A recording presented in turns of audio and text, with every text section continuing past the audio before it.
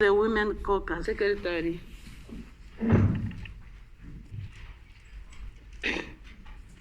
Communication Amendment Bill, Bill 3 of 2020. When the debate on this bill was adjourned on Tuesday, 9 June 2020, the question before the Council was a motion that the bill now read a second time. Honorable Ndakunda adjourned the debate, and now, Honorable, you have the floor.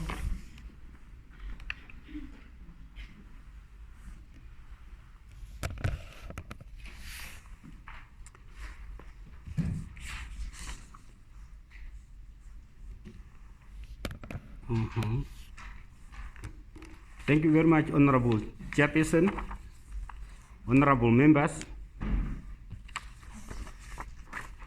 First, before I go in, I would like to congratulate the President of the Republic of Namibia, the Cabinet, especially the Ministry of Health and Social Services, and also Ministry of Information and Communication Technology, for updating and informing the nation about COVID-19, and for the President to have acted swiftly to curb the spread of coronavirus in Namibia and to contain it within the areas it is now. I also want to express my solidarity with the people of the USA while they are mourning the death of George Floyd, who was tragically murdered by the police in the USA.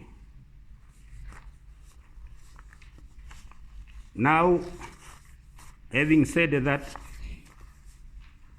let me go to my contribution on this amendment bill,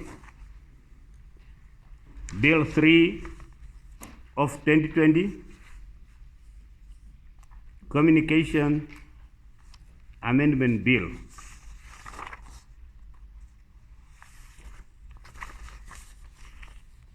The purpose of the amendment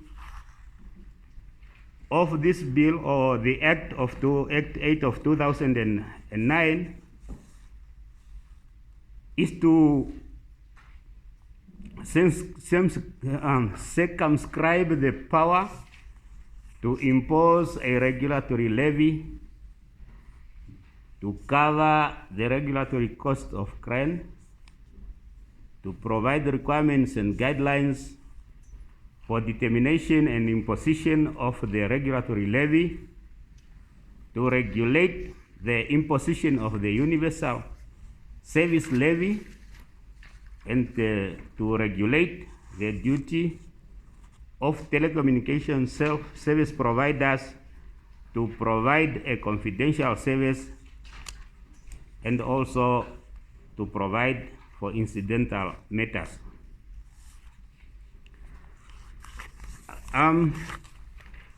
Maybe let me start with the main purpose of the Act, Communications Act 8 of 2009. Apart from establishing CRAN, the Communication Regulation Authority, it also gives CRAN the mandate to protect the consumers of telecommunication services that is voice communication and data, and also radio and TV services. I will limit myself more on the telephone and data communications. At the moment, there is no provision in the Act, as far as I know, to provide for registration of post or prepaid telephone services, which means everybody from anywhere can go in a shop and buys a starter pack for the voice service or for the telephone, MTC or TN Mobile or other operators, and start to use it. Of recent, I have witnessed a lot of abuses regarding cell phone usage. The first one I want to mention here is the banking services.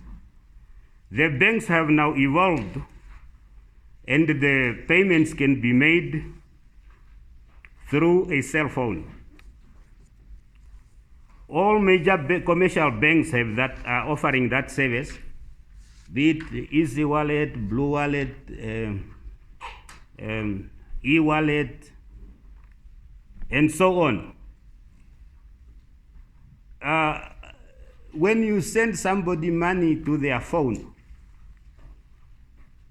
what these people do, the scammers and the fraudsters, if they get hold of your handset, they will forward the message to another number, and then they make a withdrawal. And when you want now to trace to which number is this money transferred or this message transferred, there is no register as to who is the user of this number. Many countries, all the countries that I know of, when you buy a starter pack, you get registered. You must provide an ID, and then that number is registered against your name. And you can be traced.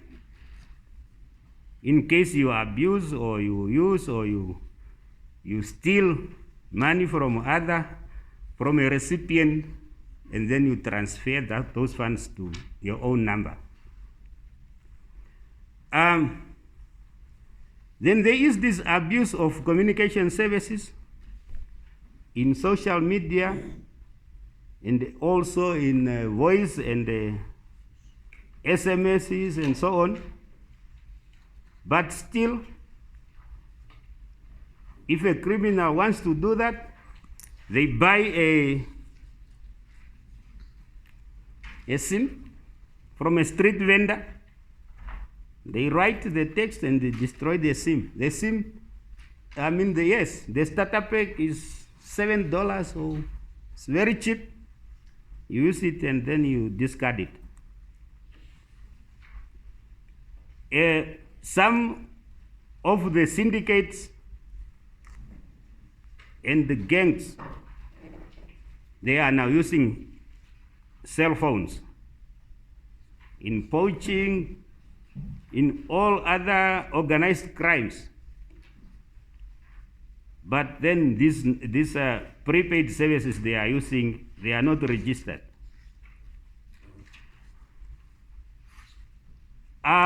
With this, I want to urge the Ministry of ICT together with CRAN to look at the amending this act again to provide for just what I said earlier. Because people are losing out. Recently we had the emergency income grant. The ministry has used the cell phone numbers to say, you indicate where you want your money to pay, in which cell phone number you want your money to be paid. They pay the the money to several phone numbers, and there are also fraud going on there. Some people who collect IDs, they have used these ID numbers to claim on behalf of the rightful people. They are paid. We know which number has received the money, but we don't know the owner or the person who has benefited, because the cell phone number is not registered to that person's name. So some of this emergency income grant has gone missing just because of that practice that is missing. I want to say the cell phone numbers are unique, are just like ID numbers. There are not two cell phone numbers that belong one cell phone number that belong to different people. They are unique, and they can actually easily be used for identification, especially now during this time of pandemic, whereby services must go a bit faster.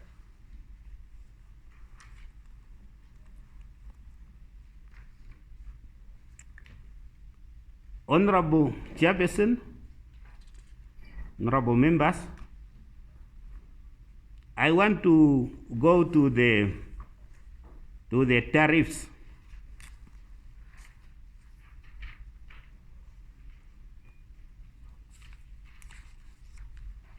The telephone and also broadband or internet tariffs. Namibia is sitting where the broadband, the internet cable is docking. It docks in Walvis Bay, and I expected the tariffs, the broadband tariff in Namibia, to be lower than that of Botswana and other neighboring countries who are landlocked and who are far from the docking station. But our broadband tariffs here are still very high. Very, very high, and the price is just, you don't know. Sometimes, I want to take an example of MTC. If you have a business package, there are those nice pricing for business people. For $199, you can buy 12 gigabytes. But if you want to buy a bundle per megabyte, for 12 gigabytes, maybe you will spend 12,000. But others are getting it for 200 or 199. There's just uncontrollable kind of pricing in the communication industry, whereby you can get free data up to what gigabytes, but still if you just want 1 gigabyte, you will pay maybe 300 or 400, and etc. So the price of broadband here is not controlled, in this country, and it's generally just too high, higher than any other country that I know of. Now we need, during this pandemic, the students or the learners were advised to go for e-learning, whereby you need the connection to internet and to have a handset, but the data is just not affordable. A general person in a village cannot afford just to download even one lesson plan. So it is too high. It's now good that the law has been amended to provide for CRAN to collect some levies. And these levies, I hope it will be used for the provision of, especially not only the levies for running and the operations of CRAN, but what is very, very important here is the provision of universal service. Maybe let me take you through what is meant by this universal service. The universal service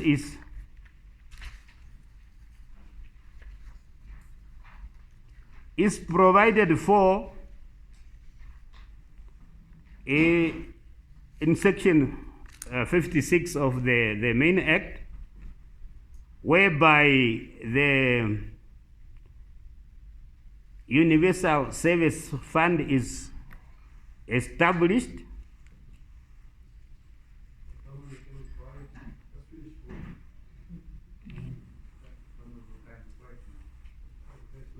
It is highly technical, members. Let me just take you through. The authority, by regulation, has to establish a universal service fund. This fund may be used to fund the operations of CRAN, but can also be used. It may also be used to pay subsidies to licensees. The licensees are the service providers, to subsidize the provision of service or the provision of infrastructure for the purpose of providing universal service. That means once this fund is now operational, CRAN can subsidize the setting up of towers and also to subsidize the tariffs on broadband, especially in the rural areas.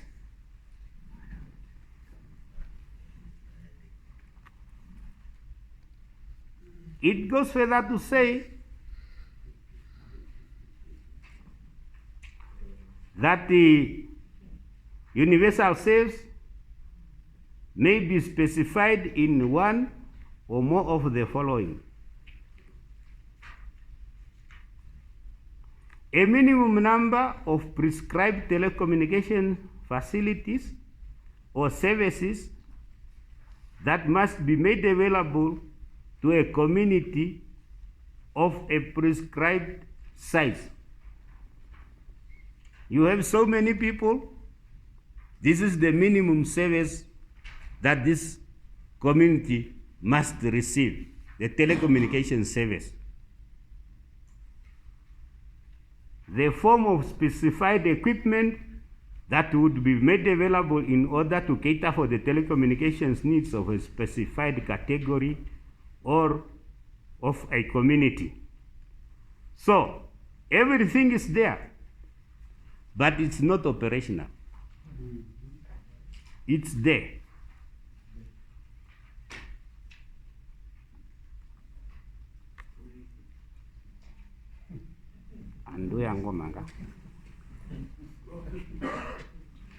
I'm still with the universal service. I'm still fine with the time, eh? Okay. The chief executive officer of CRAN is required by this act, by the Act number 8 of 2009, to report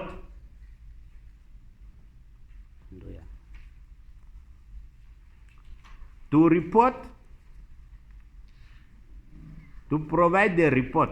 I've never seen such a report. Probably it's not yet in operation. To provide a report to which, okay, let me just read it because I'm hearing many questions here. The chief executive officer must, in respect of each calendar year after the commencement of this act, that is Act 8 of 2009, not the amendment bill, prepare a universal service report in which must be indicated in respect of year concerned to which portions of the territory of Namibia and to which communities in Namibia universal service is not being provided.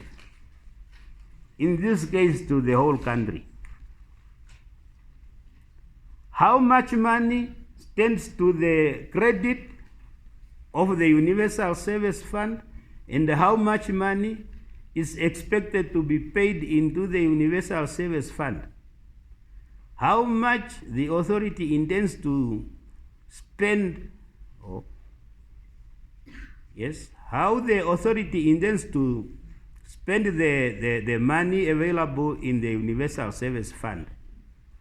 What steps the authority intends to take in order to promote the availability of universal service? What steps have been taken in the previous year in order to promote universal service? And any other matter the authority regards as relevant to the provision of universal service. The universal service being referred to here is telecommunication service. That is broadband, voice and data communication. The universal, let me end it there, that one. So, the CRAN is supposed to levy a subsidy in order to subsidize those rural communities. Everything is in there, including whether the schools and also some other government institutions must get the telecommunication service so that we can realize all what we always talking about, that is e-learning, e-governance, what, anything that starts with E, e-banking, etc. We are not yet there because the law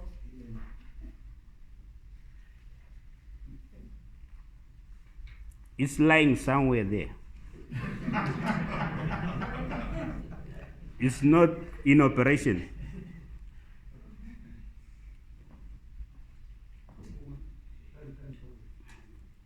No, we have a lot of time. We have a whole day.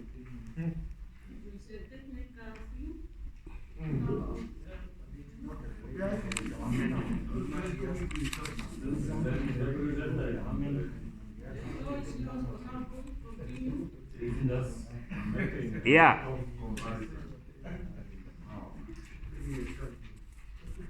Honorable Speaker, honorable members. That speaker, no. Honorable Chairperson, honorable members.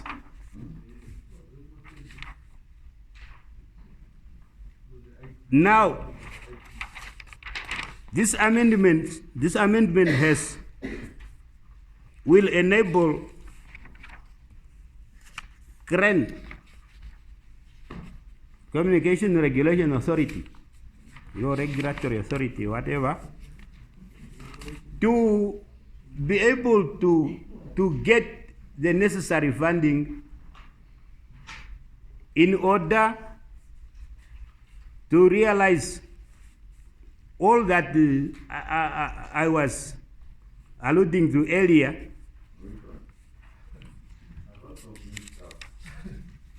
All of it.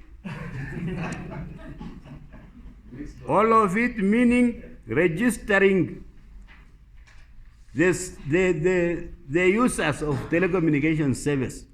We want to know who owns which number. At the moment, we have people, the Ministry of Finance has lessened the burden of paying tax to telecommunication services.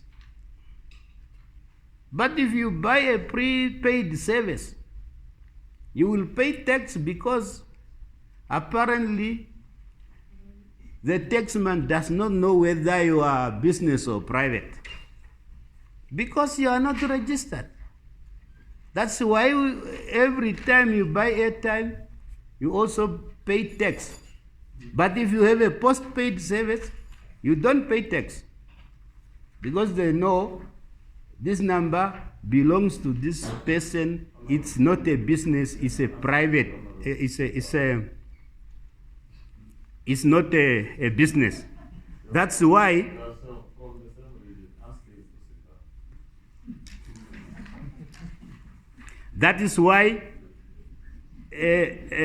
the postpaid service people, they do not pay tax. They are known. The prepaid, the majority of service of clients of telecommunication are using prepaid, and they are paying tax.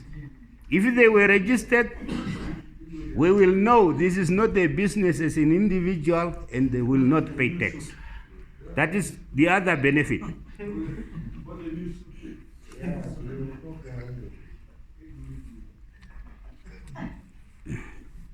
Am I protected?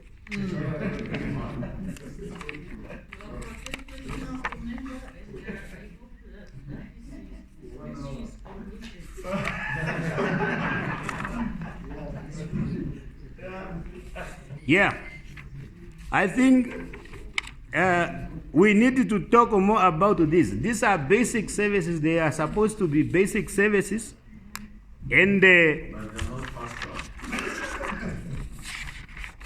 we are having other priorities maybe, but we, as a house, we must speak with one voice to say this universal service must be rolled out, necessary funds must be collected, and it should be rolled out to all the corners, especially remote areas, so that in future, if we happen to have any other uncontrolled pandemic or epidemic, all the learners will be able to access e-learning.